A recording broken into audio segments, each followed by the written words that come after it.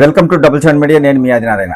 నా వీడియో చూస్తున్న ప్రతి ఒక్కరూ లైక్ చేసి, షేర్ చేసి, కామెంట్ చేసి, అలాగే ఛానల్ను సబ్స్క్రైబ్ చేసుకోవాలని కోరుకుంటున్నాను. ఇక వీడియోలోకి వెళితే, అన్ని దానాల కంటే అన్నదానం మిన్న. అన్నదానానికి మించిన దానం మరొకటి ఉండదు. ఎవరికైనా మనం ఏదైనా దానం చేస్తే అంతటితో సంతృప్తి పడరు, కానీ అన్నదానం మాత్రం చేస్తే ఇక చాలు అంటారు. అందుకే అన్ని దానాల కన్నా అన్నదానం మిన్న అంటారు పెద్దలు. అయితే మనం ఇది ఇప్పుడు ఎందుకు మాట్లాడుకుంటున్నామంటే, కడప జిల్లా కాశీనాయన మండలంలోని జ్యోతి క్షేత్రంలో కాశీనాయన ఆశ్రమాలు ఉన్నాయి. ఆ ఆశ్రమాలలో వేలాది మంది భక్తులు రోజు భోజనం చేస్తూ ఉంటారు.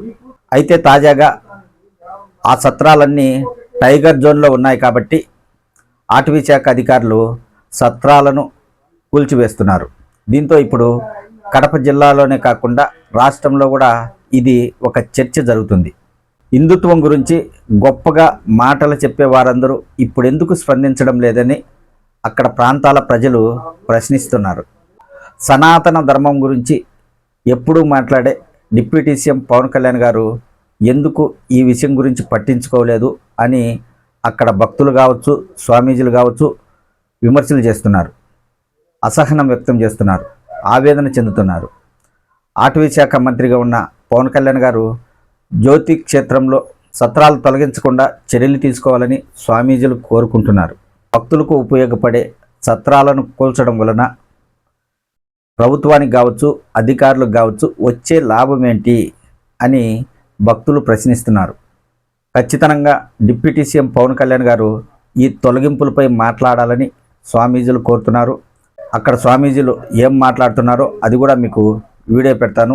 ఏది ఏమైనా భక్తులకు ఉపయోగకరంగా ఉండే సత్రాలను కూలగొట్టడం ఎంత మాత్రం మంచిది కాదని అక్కడున్న ప్రజలు, భక్తులు అంటున్నారు.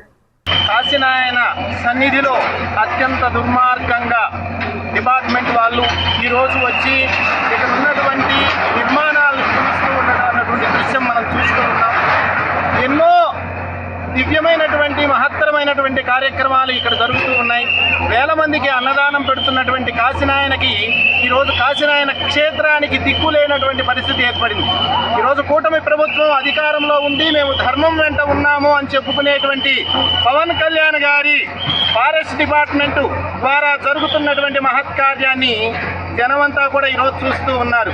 ఈ ధర్మాన్ని కాపాడడం కోసం నేను ప్రత్యేకమైనటువంటి పద్ధతులు పాటిస్తాను అని చెప్పేటువంటి పవన్ కళ్యాణ్ గారు కనీసము ఈ విషయం గురించి అవగాహన లేకుండా, ఆలోచన చేయకుండా, కనీసము దీని గురించి సరైనటువంటి సమాచారం తీసుకోవటం లేదు. వందల క్షేత్రాలు కాశీనాయన పేరుతో అన్నదాన క్షేత్రాలు నడుస్తున్నాయి. వేలాది మందికి అన్నదానం జరుగుతుంది. అన్నదాన ప్రభు అయినటువంటి కాశీనాయన యొక్క దుస్థితి చూడండి. ఈ రోజున విరాట్ హిందూ సమాజం ఉంది, చేతలుడికి చూస్తూ ఉంది.